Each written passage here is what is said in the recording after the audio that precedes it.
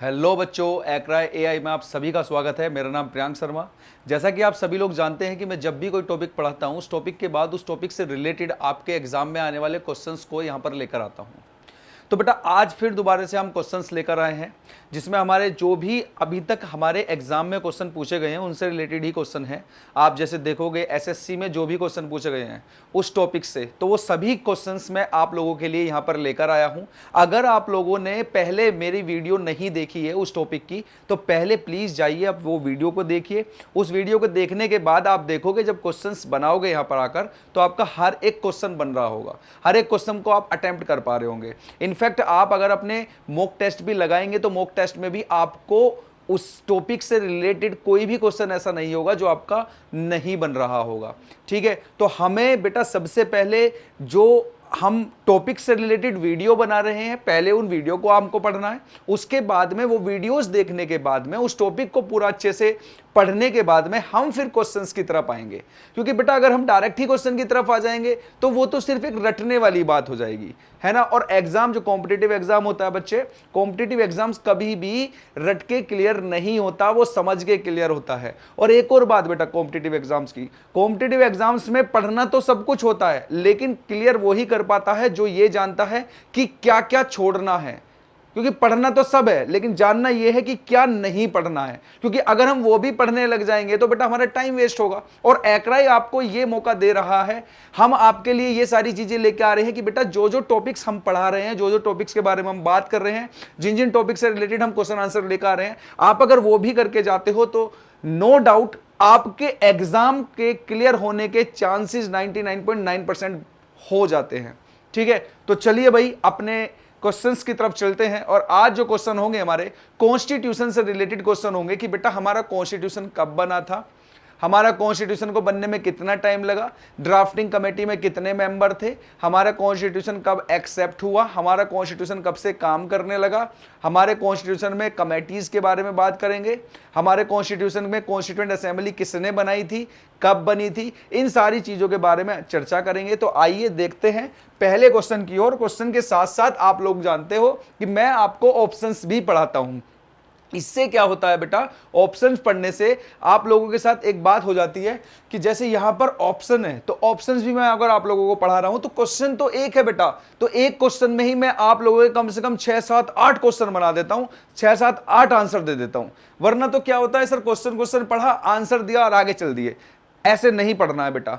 अगर आप लोग हमसे जुड़े हुए हो तो हम आप लोगों को एक यूनिक तरीके से पढ़ाएंगे। ठीक है, तो चलिए बेटा पहला क्वेश्चन है, which of the following option Conway the meaning of the word Republic in Indian constitution. बेटा रिपब्लिक, अब देखो भाई, अब अगर हम यहां पर देखते हैं बच्चे, अगर हम यहां पर देखते हैं सर रिपब्लिक, अब रिपब्लिक से आप लोगों के दिमाग में कुछ आ रहा है, बताओ। सर रिपब्लिक से हमारे दिमाग में आ रहा है कि हमारा जो रिपब्लिक डे है वो कब मनाया जाता है, तो आप कहोगे सर 26 जनवरी को मनाया जाता है। मैं आपसे पूछूंगा बेटा पहला रिपब्लिक डे कब मनाया गया था, आप कहोगे सर 26 जनवरी 1950 में भारत का फर्स्ट रिपब्लिक डे बनाया गया। मतलब इस डेट से सर भारत का रिपब्लिक डे आज तक बनता हुआ आ रहा है। ठीक है, चलिए भाई यहां पर आप लोगों को समझ में आ गया। अब आगे चलते हैं। सर अगर रिपब्लिक डे की बात कर रहे हो तो रिपब्लिक क्यों बोल रहे हैं, क्योंकि सर भारत का क्या है, अपना खुद का कॉन्स्टिट्यूशन है। क्या है भाई, कॉन्स्टिट्यूशन है। क्या है बच्चे, कॉन्स्टिट्यूशन है। और यहां पर आप देखोगे एक हेड होता है जिसे बोलते हैं बेटा इलेक्टेड हेड। इसे क्या बोलते हैं, इलेक्टेड हेड। अब क्वेश्चन ये है, अगर आपसे कोई पूछने लग जाए कि इंडिया का इलेक्टेड हेड कौन होता है बेटा, तो आप लोगों को याद रखना है इंडिया का इलेक्टेड हेड होता है बेटा प्रेसिडेंट ऑफ इंडिया। कौन होता है बच्चे, प्रेसिडेंट ऑफ इंडिया, इंडिया का इलेक्टेड हेड। अभी भाई भारत के प्रेसिडेंट कौन है, आप सभी लोग जानते हैं, द्रौपदी मुर्मू जी हैं अभी भारत की प्रेसिडेंट, है कि नहीं है भाई, आप बताओ मुझे, भारत की प्रेसिडेंट है नहीं है, आप कहोगे हाँ सर फर्स्ट पर्सन भी हैं बेटा, इलेक्टेड हेड हैं ये प्रेसिडेंट ऑफ इंडिया। और कौन कौन है बेटा, ये बेटा फर्स्ट पर्सन ऑफ इंडिया है, फर्स्ट पर्सन ऑफ इंडिया भी हैं ये बेटा। जो आप लोगों ने देखा होगा ना, हमारे भारत में 3 तरीके से काम हो रहे हैं, लेजिस्लेचर, एग्जीक्यूटिव और जुडिशरी। तो बेटा ये एग्जीक्यूटिव की हेड भी होती हैं। कौन होती है, एग्जीक्यूटिव की हेड भी होती हैं, एग्जीक्यूटिव की हेड भी हैं। समझ में आ रहा है? तो यहां देखो कितनी सारी चीजों के बारे में हमें पता लगा। अच्छा यहां पर सर 26 जनवरी हमने तो पढ़ा था सर कि हमारा जो भारत जो कॉन्स्टिट्यूशन है सर वो तो हमारा बहुत जल्दी बन गया था सर, 24 नवंबर 1949 को बन गया था। भाई यहां पे अगर हम लोग देखें भाई कॉन्स्टिट्यूशन बनने में हमारे 2 साल 12 ईयर्स 11 मंथ्स एंड क्या लगे थे बेटा 18 डेज लगे थे। था कि नहीं था? आप कहोगे बिल्कुल सर। और सर इसको ये 24 नवंबर 1949 को सर किसके सामने रख दिया गया? कॉन्स्टिट्यूएंट असेंबली के सामने। किसके सामने रखा बेटा?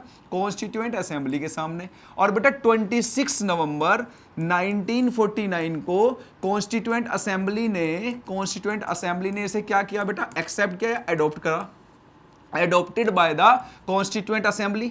और बाद में आप देखोगे सर 24 जनवरी 1950 को सभी 284 जो मेंबर थे कॉन्स्टिट्यूएंट असेंबली में, किसमें थे बेटा? कॉन्स्टिट्यूएंट असेंबली में 284 मेंबर ने क्या किया था बेटा? इस पर साइन किया था। और आप देखोगे ये 26 जनवरी 1950 से फोर्स में आ गया था, है ना, काम करने लगा था। ठीक है, अब आप कहोगे कि सर 24 नवंबर को आया तो सर इतना टाइम क्यों लग गया? इसके बारे में मैंने वीडियो बना रखी है बट फिर भी मैं यहां समझा देता हूं। बेटा भारत में आपने देखा होगा आईएनसी क्या थी बच्चे? Indian national Congress. क्या थी भाई? Indian national Congress. भाई कब बनी इंडियन नेशनल कांग्रेस? कभी कभी क्वेश्चन आ जाता है तो आप कहोगे सर 1885 में इंडियन नेशनल कांग्रेस फॉर्म्ड होती है। अच्छा इंडियन नेशनल कांग्रेस के साथ एक और थी, क्या नाम था भाई उसका? आप कहोगे सर मुस्लिम लीग। सर मुस्लिम लीग भी थी। तो बेटा ये कब बनी थी? आप कहोगे सर 1906 में मुस्लिम लीग बनी। ठीक है, अब यहां पर आप लोग देखोगे कि भाई यहां पर आईएनसी फॉर्म्ड होती है और आईएनसी में बेटा 26 जनवरी 1930 को पंडित जे.एल. नेहरू साहब क्या करते हैं? वो बोलते हैं कि भाई ऐसा है आने वाले टाइम में भारत में एक नया भारत जो है आजाद तो हो ही जाएगा, तो हम एक काम करते हैं, हम आज से ही आजादी मनानी स्टार्ट कर देते हैं। और उन्होंने बोला कि भैया इस डेट को 26 जनवरी को हर साल, मतलब 1930 में उन्होंने बोला 26 जनवरी को हर साल, अब इस डेट को हम किस रूप में मनाया करेंगे? सर इंडिपेंडेंस डे के रूप में मनाया करेंगे, इंडिपेंडेंस डे के रूप में मनाया करेंगे। अब मुझे आप एक बार बताओ भाई भारत आजाद कब हुआ? आप कहोगे सर 15 अगस्त 1947 को भारत आजाद होता है। अब 15 अगस्त 1947 को भारत आजाद हुआ तो बेटा इसी डेट को ही तो हम इंडिपेंडेंस डे मनाएंगे। तो बेटा ये वाली डेट तो फिर फीकी पड़ जाएगी। तो उन्होंने बोला ठीक है, जब हमारा कॉन्स्टिट्यूशन बन जाएगा ना तो हम उस कॉन्स्टिट्यूशन के तौर पे बाद में इसको किस नाम से क्या बनाने लग जाएंगे? इस डेट को यादगार तौर पे रखेंगे। और इसी वजह से 26 जनवरी 1950 को भारत में सबसे पहला रिपब्लिक डे मनाया गया। क्लियर? समझ में आ गया होगा। अगला क्वेश्चन की ओर बढ़ते हैं। In the preamble of the Indian constitution dash assure the dignity of the individual. मतलब डिग्निटी की बात कर रहा है भाई, इंडिविजुअल्स की। तो बेटा यहां पर आप मुझे एक बार बताओ सर, लिबर्टी तो भाई आप लोगों को लिबर्टी दी गई है। सर इक्वेलिटी, यहां इक्वेलिटी की बात कर रहा है, यहां जस्टिस की बात कर रहा है। लेकिन ये फर्टिलिटी जो है फ्रांस से लिया गया है और इसके अकॉर्डिंग क्या कहा गया भैया? इसके अकॉर्डिंग कहा गया कम्युनिटी बनाने की बात की गई है, कम्युनिटी बनाने की बात की है, कॉपरेशन की बात की है कि कॉपरेट हो सकते हो, कॉपरेशन की बात की गई है, ब्रदरहुड की बात की गई है, ब्रदरहुड की बात की गई है। तो ये सारी बातें की गई है। तो इसका आंसर क्या है बेटा? फर्टिलिटी। आगे चलते हैं। The constituent assembly was formed on the recommendation of the cabinet mission which visited in India in. कब आई थी? अब यहां बेटा आप लोग थोड़ा सा, आप लोगों को मैं इसके बारे में बात करूंगा, थोड़ा सा मैं इसके बारे में बात करूंगा। क्या बात करेंगे सर? यहां पर बात करेंगे भाई आप मुझे एक बात बताओ, कॉन्स्टिट्यूएंट भाई भारत देश आजाद होगा ये तो बात तय हो गई थी भाई। 26 जनवरी 1930 को भारत में इंडिपेंडेंस डे मनाया जाने लगा। उसके बाद में बेटा आईएनसी जाती है किसके पास? ब्रिटिशर्स के पास। ब्रिटिशर्स के पास जाती है और उनसे बोलती है कि भैया हमें जब हमारा देश आजाद हो जाएगा तो तो हमें कॉन्स्टिट्यूशन की जरूरत पड़ेगी। तो हम चाहते हैं कि हमारे कॉन्स्टिट्यूशन को बनाने के लिए एक कॉन्स्टिट्यूएंट असेंबली बनाने की जरूरत है, हमें हमारा कॉन्स्टिट्यूशन बनाना है। तो आप मुझे एक बात बताओ, अभी तो बेटा ब्रिटिशर्स के पास में गए हैं ये 1934 में, क्या ब्रिटिशर्स इस बात को एक्सेप्ट करेंगे कि हाँ हम तुम्हें कॉन्स्टिट्यूएंट असेंबली बनाकर देंगे? आप कहोगे बिल्कुल भी सर, बिल्कुल एक्सेप्ट नहीं करेंगे ये, क्योंकि ब्रिटिशर्स थोड़ी ना हमें आज़ाद करना चाहते थे, वो तो सिर्फ झूठे झूठे वादे किए जा रहे थे, तब आज़ाद तब आज़ाद तब आज़ाद।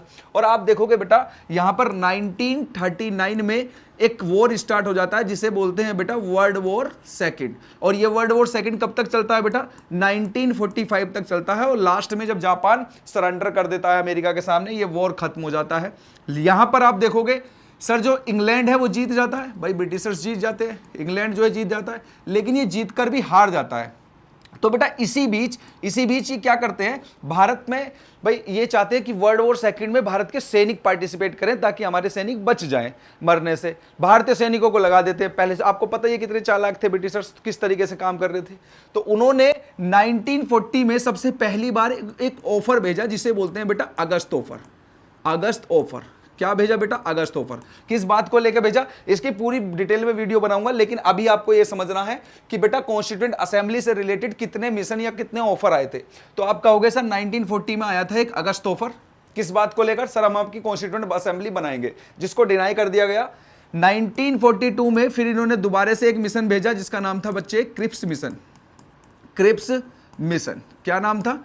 क्रिप्स मिशन इन्होंने भेजा, इसको भी बेटा भारत ने एक्सेप्ट करने से मना कर दिया कि भाई हम इस एक्सेप्ट नहीं करेंगे। और जब वर्ल्ड वॉर सेकंड खत्म हुआ तो 1946 में जो भी डिमांड थी इंडिया की कि भैया हमें कॉन्स्टिट्यूएंट असेंबली बनानी है, और उन्होंने जिस तरीके से बोला था कि हमें इस तरीके से कॉन्स्टिट्यूएंट असेंबली बनानी है, उसी तरीके से ब्रिटिशर्स ने कॉन्स्टिट्यूएंट असेंबली बनाने के लिए एक मिशन भेजा। क्योंकि भाई ब्रिटिशर्स को पता था कि भाई भारतीय हमारी जो पावर है वो कम हो गई है, और भारतीय अब हम पे कभी भी युद्ध स्टार्ट कर सकते हैं हमारे ऊपर। तो इसलिए काम करते हैं, हम इनको जाते जाते भी बंटवारा करके जाएंगे, कुछ ना कुछ गड़बड़ी करके ही जाएंगे। आप लोगों ने देखा कि किस तरीके से हुआ। तो यहां पर 1946 में एक मिशन आता है जिसका नाम है बेटा कैबिनेट मिशन। क्या नाम है बच्चे? जिसका नाम है बच्चे कैबिनेट मिशन। ये बहुत इंपॉर्टेंट पॉइंट है बच्चे, कैबिनेट मिशन।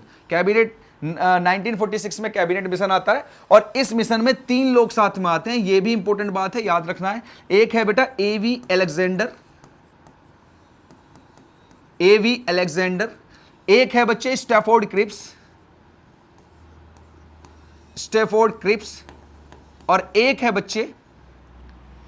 है एवी अलेक्जेंडर, एक है स्टैफोर्ड क्रिप्स, और एक और व्यक्ति है जिनका नाम है पैट्रिक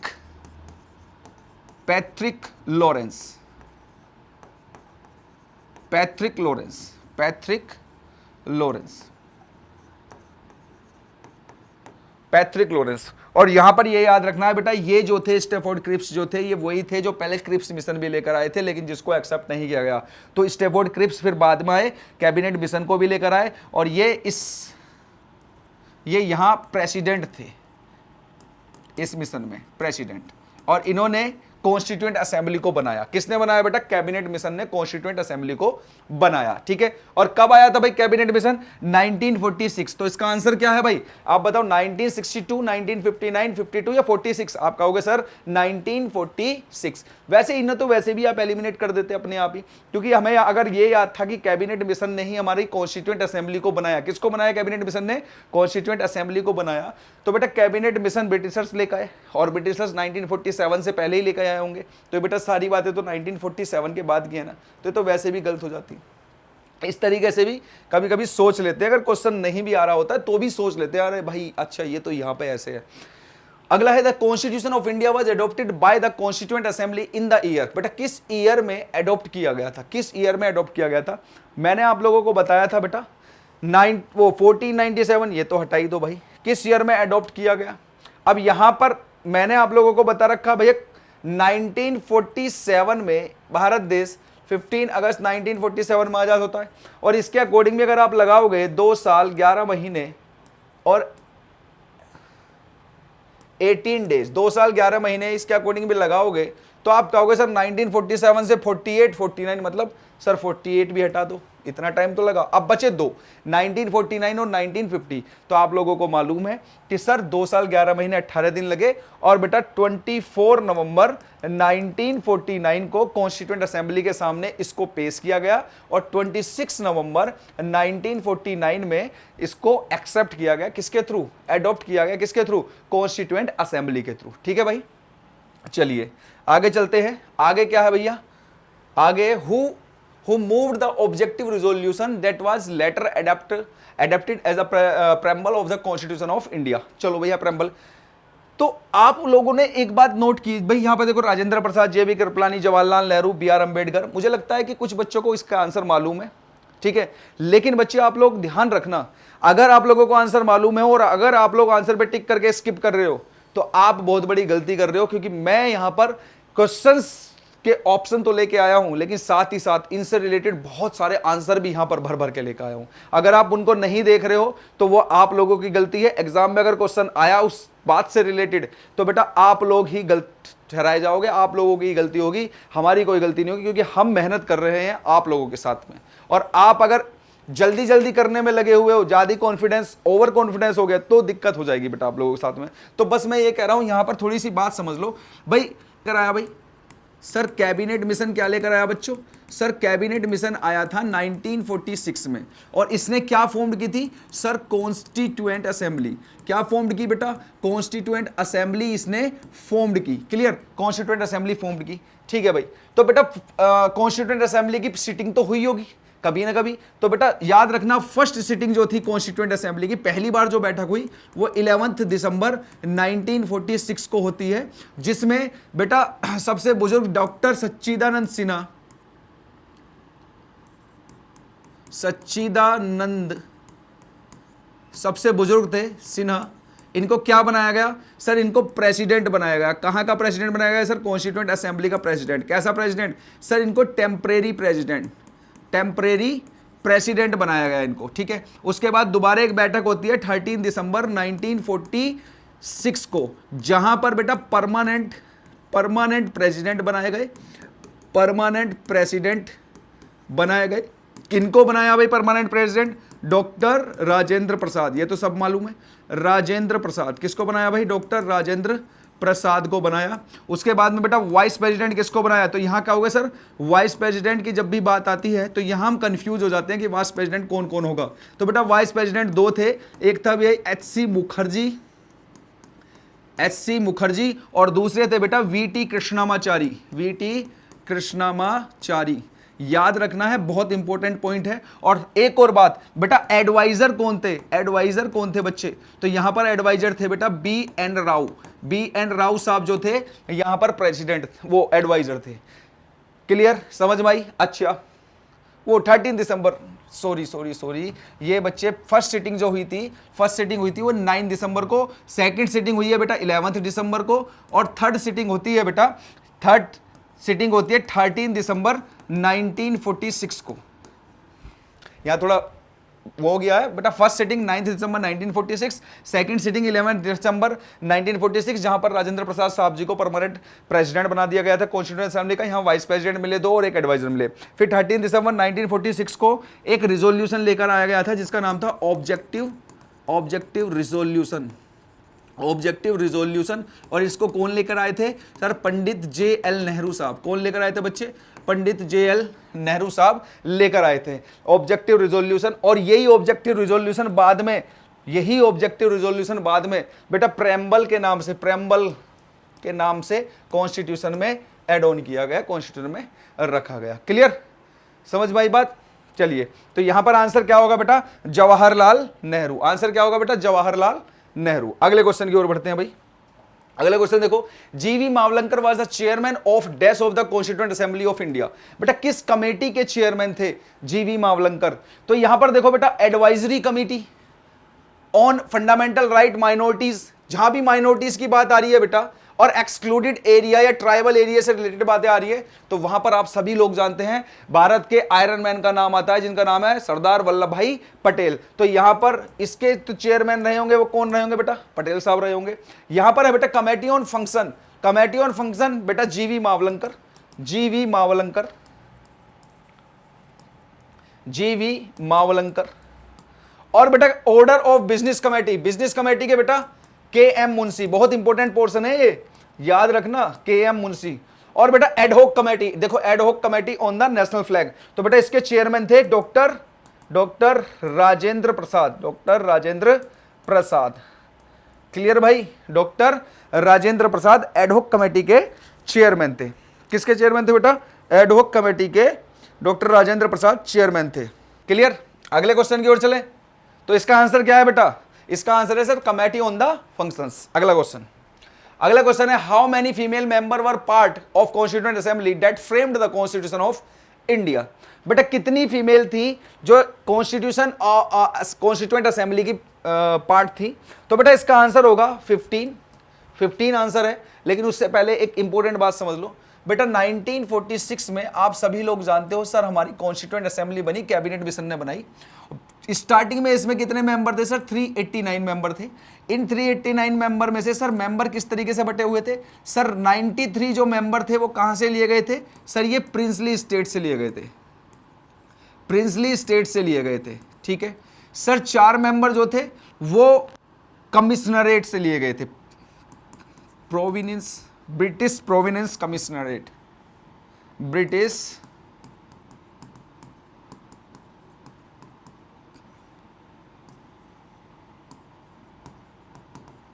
कमिश्नर इस स्टेट से। तो बेटा ये 4 कौन कौन से थे सर?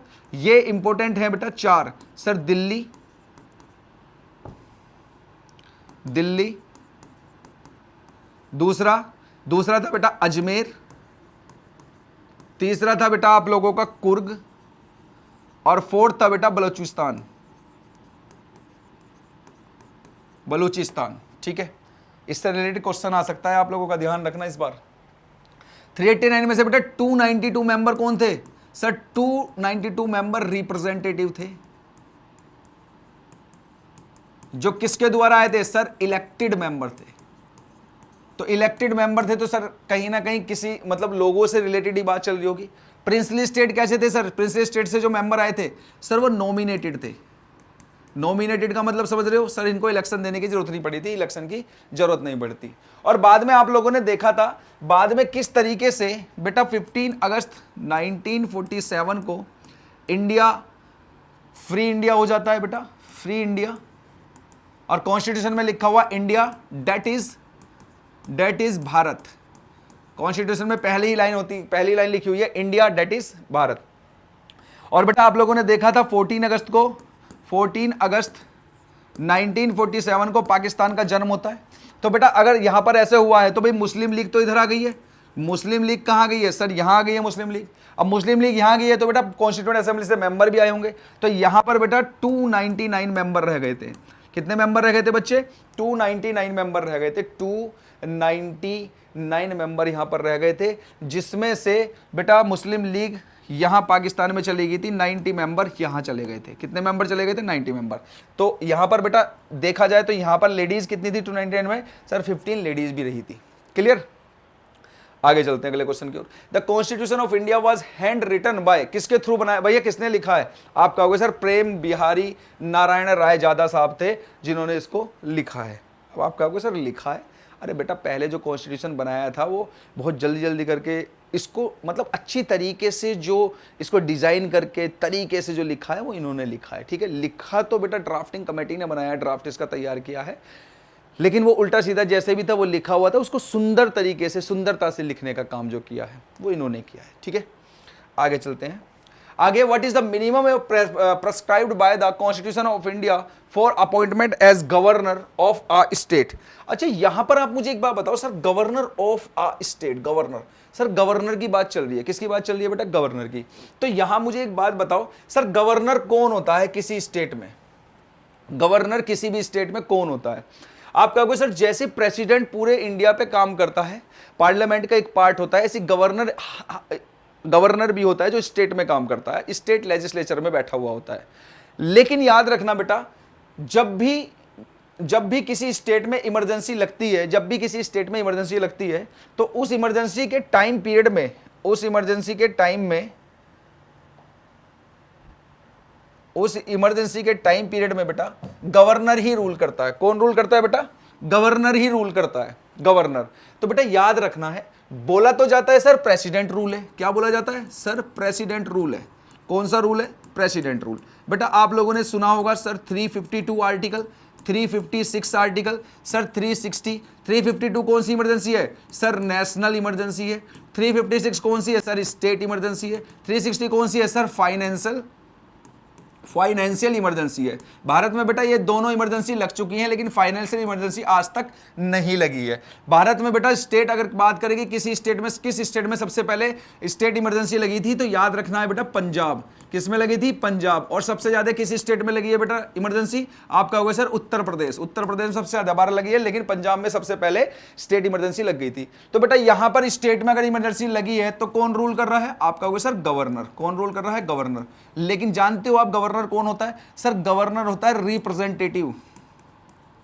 रिप्रेजेंटेटिव किसका रिप्रेजेंटेटिव होता है? सर प्रेसिडेंट ऑफ इंडिया का।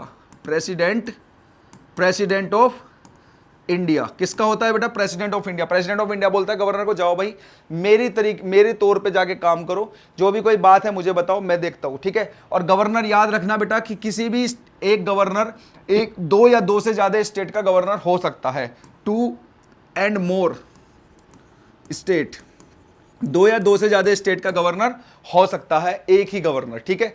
क्लियर? ये बात समझ में आ गई आप लोगों को? अच्छा, अगर गवर्नर की बात करें या सर स्टेट से रिलेटेड बात करें, तो मैंने आप लोगों को पार्ट पढ़ाए थे जिसमें बताया था स्टेट से रिलेटेड बात जो आती है पार्ट 6 में आती है। किस में आती है बेटा? पार्ट 6 में। पार्ट 6 में किससे रिलेटेड बात है बेटा? स्टेट से रिलेटेड बात है। और ये बेटा आर्टिकल कहां से कहां तक है? आर्टिकल की भी बात कर लेते हैं सर। आर्टिकल है 153 से बच्चे 167। क्लियर? ये पूरा मैंने बता दिया आपको गवर्नर से चीजें रिलेटेड। अब बात करें बेटा, इन्हीं में ही कहीं लिखा होगा कि भाई गवर्नर की कितनी एज होनी चाहिए, तो बेटा एज होनी चाहिए 35 ईयर्स। कितनी होनी चाहिए भाई? 35 ईयर्स एज होनी चाहिए। क्लियर? तो 35 ईयर, ठीक है, ओके, क्लियर। चलिए अगला है संविधान दिवस इज सेलिब्रेटेड ऑन। बेटा संविधान दिवस कब मनाया जाता है? बेटा संविधान कॉन्स्टिट्यूशन डे। संविधान कॉन्स्टिट्यूशन डे। मुझे एक बात बताओ सर, कॉन्स्टिट्यूशन 24 नवंबर 1949 को बना और 26 नवंबर 1949 को एडॉप्ट किया गया। तो बेटा जिस दिन एडॉप्ट किया गया होगा उसी दिन बनाया गया होगा। तो कब बना भाई? आप देखो 26 नवंबर को, 26 नवंबर जो आती है हर साल की, उसमें संविधान दिवस या कॉन्स्टिट्यूशन डे बनाया जाता है। क्लियर? या लो डे भी मनाया जाता है। याद रखना बेटा, संविधान दिवस के साथ साथ लो डे भी है, कानून दिवस, ठीक है। आगे चलो, अगला क्वेश्चन है the total membership of the constituent assembly was 389। ठीक है, बता चुका हूं इसको। Of which dash were representative of princely state. अरे अभी बात करके आए हैं सर, इसका क्या ही देखना सर। 93 कितने हैं? 93 कितने हैं भाई? 93। आगे चलते हैं। The members of the constituent assembly signed the constitution of India on. हाँ ये देखो भैया 284 मेंबर्स थे जिन्होंने साइन किए थे। 284 मेंबर थे जिन्होंने साइन किए थे। 284 मेंबर जिन्होंने साइन किए थे। तो बेटा ये साइन कब किए थे? बेटा एडॉप्ट, अगर एडॉप्ट की बात करें तो सर एडॉप्ट तो 26 नवंबर 1949 को ही कर लिया था, लेकिन 24 जनवरी 1950 को लास्ट मीटिंग होती है। लास्ट मीटिंग होती है किसकी? सर कॉन्स्टिट्यूएंट असेंबली की। कॉन्स्टिट्यूएंट असेंबली की क्या होती है बच्चे? लास्ट मीटिंग होती है, जिसमें भारत के प्रेसिडेंट ऑफ इंडिया किसको चुना जाता है? सर चुना जाता है डॉक्टर राजेंद्र प्रसाद साहब को। डॉक्टर राजेंद्र प्रसाद साहब को चुना जाता है। डॉक्टर राजेंद्र प्रसाद साहब को चुना जाता है। ठीक है, वो कॉन्स्टिट्यूएंट असेंबली के प्रेसिडेंट भी थे और बाद में वो इंडिया के प्रेसिडेंट चुने गए 24 जनवरी 1950 को। और इसी डे बेटा, इसी दिन कॉन्स्टिट्यूशन को एक्सेप्ट किया गया। असेंबली साइंड मतलब साइन किया गया। हिंदी और इंग्लिश दोनों में साइन किया गया था। हिंदी और इंग्लिश दोनों में साइन किया गया था बेटा। ठीक है, हिंदी और इंग्लिश दोनों में साइन किया गया था। और बेटा सबसे पहली बार जो साइन किया था वो प्रेसिडेंट ही साइन करेंगे। कौन साइन करेंगे भाई? प्रेसिडेंट ही साइन करेंगे। तो प्रेसिडेंट कौन थे? डॉक्टर राजेंद्र प्रसाद साहब थे। लेकिन यहां पर भी एक दिक्कत हो गई थी कि साइन जल्दी में साइन जल्दी जल्दी में। कॉन्स्टिट्यूएंट असेंबली के जो प्रेसिडेंट थे वो कौन थे? राजेंद्र प्रसाद। और बेटा कॉन्स्टिट्यूएंट असेंबली दो तरीके से काम कर रही थी, ये तो आप लोगों को मालूम है सर। एक क्या कर रही थी सर? कॉन्स्टिट्यूशन मेकिंग का काम कर रही थी, और दूसरा क्या कैसे रूप में काम कर रही थी सर? गवर्नमेंट के रूप में काम कर रही थी। कौन सी गवर्नमेंट के रूप में sir? Interim government. Interim government. और इंटरिम गवर्नमेंट के पीएम कौन थे बेटा? इंटरिम गवर्नमेंट में पीएम थे पंडित जे.एल. नेहरू साहब। जे.एल. नेहरू साहब। और बेटा आपसे अगर कोई पूछे उस समय डिप्टी पीएम कौन थे? डिप्यूटी पीएम कौन थे उस समय? डिप्यूटी पीएम थे बेटा सरदार वल्लभ भाई पटेल साहब। अरे सरदार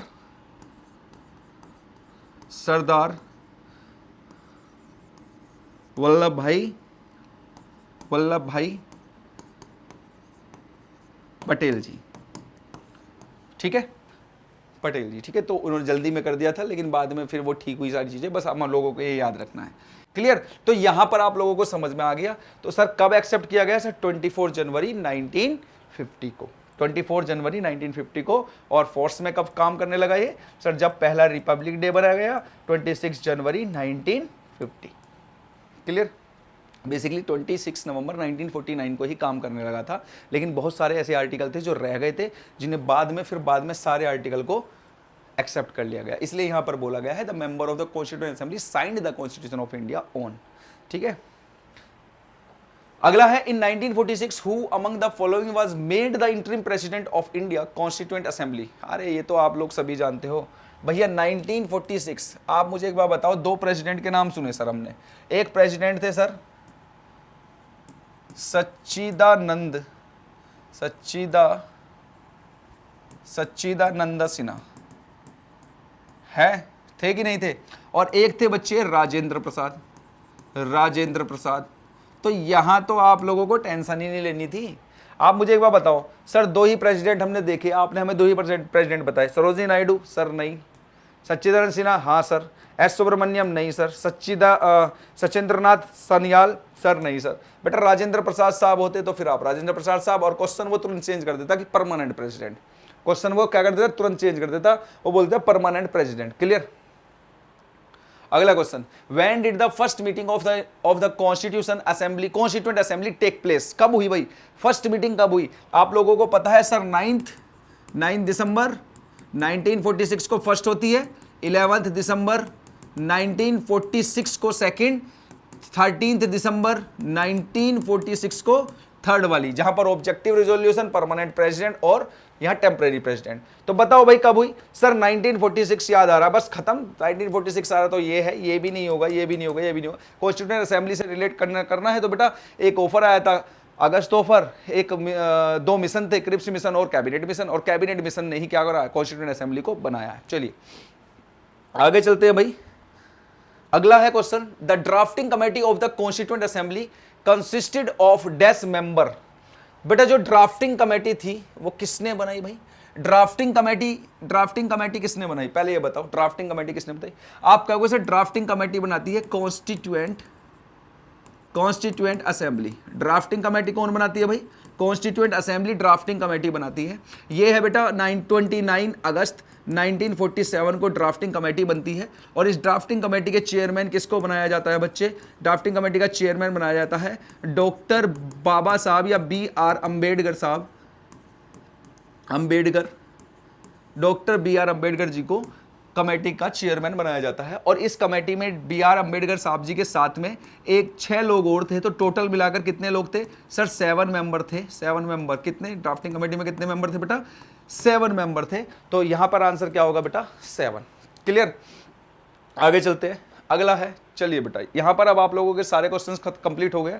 आप लोगों को मालूम है मैंने क्वेश्चन पढ़ाए हैं, साथ में ऑप्शन भी पढ़ाए हैं, और साथ में एक क्वेश्चन में मैंने आप लोगों को 10-10 क्वेश्चन के आंसर दिए हैं। एक क्वेश्चन में 10-10 क्वेश्चन के आंसर दिए हैं। अगर आप लोगों ने ये वीडियो नहीं देखी है तो इस वीडियो को जरूर देख लेना, लेकिन ये वीडियो तब देखना, पहले इस वीडियो के टॉपिक को पढ़ के आ जाना और उसके बाद यहाँ क्वेश्चन आकर लगाना।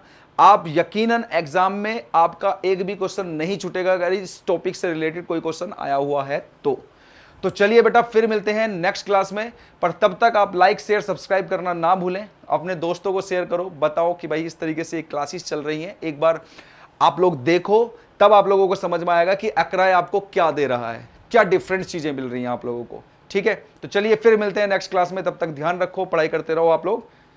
जय हिंद।